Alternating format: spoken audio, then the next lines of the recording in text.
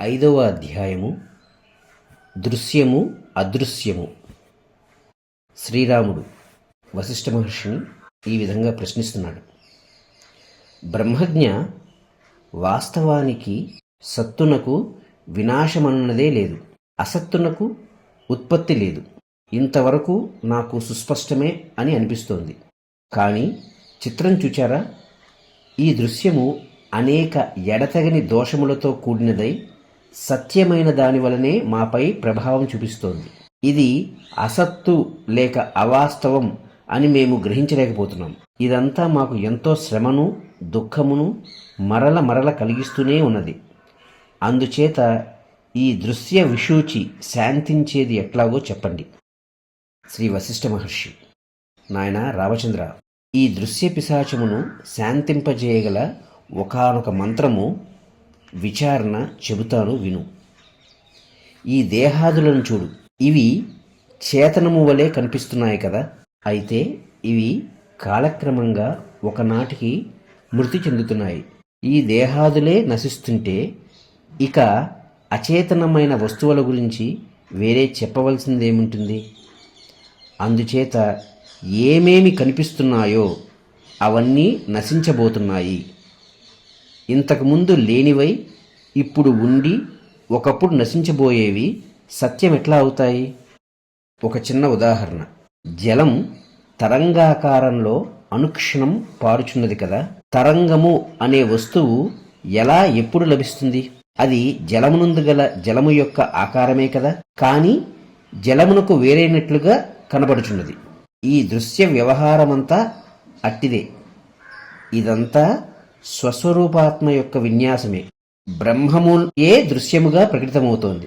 కానీ బ్రహ్మము కంటే వేరుగా ఉన్నట్లుగా దృశ్యము తోచుచున్నది. నీవు చెప్పినట్లు ఉన్నదానికి సత్వస్తువునకు నాశనము ఏనాటికి సంభవించదు. అట్టి అవినాశనమగు వస్తువే అనగా ద్రష్టయే జగత్తుకు, ఈ జగత్తులోని నీవు, నేను, శరీరములు, జన్మలు, మృత్యువులు మొదలైన పదార్థజాలానికి మూలస్థానము లేక ఉనికి స్థానము అయి ఉన్నది. అనగా అది ఈ సర్వదృశ్యము యొక్క బీజమును తన యందు సంస్కార రూపమున కలిగి ఉంటుంది. ఆ సంస్కారం సుషుప్తి సమయంలో బుద్ధి యందు, ప్రళయకాలంలో ప్రకృతి యందు అణగి ఉంటుంది. మరలా సుషుప్తి అనంతరం, ప్రళయానంతరం ద్రష్ట దృశ్యము రూపమున ప్రకటితమవుతోంది. అయితే ఈ ద్రష్ట దృశ్యము లేనట్టి ముక్తి అసంభవము అందామా? అట్లు అంటానికి కూడా వీల్లేదు. ఎందుకంటే ఈ రెండింటినీ అధిగమించిన స్థితి యందు సుస్థితులైనట్టి జీవన్ముక్తులు దేవతల్లోనూ, ఋషుల్లోనూ, మనుష్యుల్లోనూ, పాతాళ జీవుల్లోనూ అనేకులు మనకు తారసపడుతున్నారు. అట్లు జీవన్ముక్తులై ప్రకాశించువారు ఈ దృశ్యమును పొందుచున్నారు, తదనుగుణంగా ప్రవర్తిస్తున్నారు కూడా. మరి ఆ జీవన్ముక్తులకు సంసార జీవులకు గల భేదమేమిటి చెప్పు? అట్టి భేదము అంతరంగమును ఏర్పడి ఉన్న అవగాహన యందు మాత్రమే ఉన్నది. ఈ దృశ్యము బయట ఉంటే ఉండని, లేదా లేకుండని, దానివలన లాభనష్టములేమీ లేవు.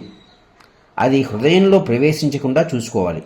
పడవ నీళ్ళల్లో ఉన్న నీరు పడవలోకి ప్రవేశించనీయం కదా. ఒకవేళ ఈ దృశ్యము హృదయంలోకి రాగద్వేష ఆసక్తుల రూపమును ప్రవేశించిందా, ఇక అది ఈ జీవుని గాలిపటంలాగా 3 లోకాలు త్రిప్పగలదు. ఆ త్రిప్పుటకు అంతు అంటూ ఉండదు. అందుచేత జీవుడు మనస్సు విషయంలో జాగరూకుడై ఉండాలి. నీరు పడవలో ప్రవేశించకుంటే పడవకు వచ్చే ఇబ్బంది ఏముంటుంది? కాబట్టి ఓ రామచంద్ర, అనుభవపూర్వకమైన మరియు ప్రతిజ్ఞాపూర్వకమైన ఈ నా వాక్యాలు విను. ఆ తరువాత నీవు అడిగినది చెప్తాను. బాహ్యమున కనిపిస్తున్న ఈ ఆకాశాది పంచభూతములు గాని, అంతరమున అనుభవమగుచున్న అహం మొదలైనవి గాని వ్యవహార దశలో మాత్రమే అపరిజ్ఞాన దృష్టికి వేరువేరుగా తోచుచున్నాయి. వాస్తవానికి పరమార్థ దృష్టిలో ఇదంతా అవ్యయము, జరామరణరహితము అగు బ్రహ్మమే అయి ఉన్నది. బ్రహ్మమునకు వేరైనట్టి జగత్తు అనబడు ఒకానొక పదార్థము ఏ క్షణమందు లేనే లేదు. పూర్ణమున పూర్ణుడు, ఆకాశమున ఆకాశద్రష్ట, శాంతమున శాంతుడు, బ్రహ్మమున బ్రహ్మము ఉన్నాయని గ్రహించేవాడే జ్ఞాని. ఉన్న సత్యము అదే. వాస్తవానికి ఈ దృశ్యము, ద్రష్ట, దర్శనము అనునవి లేవు. అంటే అవి శూన్యములని నా అభిప్రాయం కాదు. ఇదంతా శాంతమగు చైతన్యభరితమేనని గ్రహించబడుగాక. శ్రీరాముడు ఇలా చెప్తున్నాడు, ప్రభూ, ఈ జగత్తు లేదు అని మీరు చెప్పుచున్నప్పుడు వినటానికి బాగానే ఉంది. కానీ మా అనుభవం అందుకు తగినట్లుగా లేదు. గొడ్రాలి కుమారుడు పర్వతమును పగలగొట్టుచున్నాడు. కుందేటి 2 కొమ్ములు ఎంత అందంగా ఉన్నాయి. బండరాయి చేతులు చాపి నృత్యం చేస్తోంది. ఇసుక చెమురును ప్రసాదిస్తోంది. రాతి బొమ్మ ఎంత బాగా చదువుతోంది.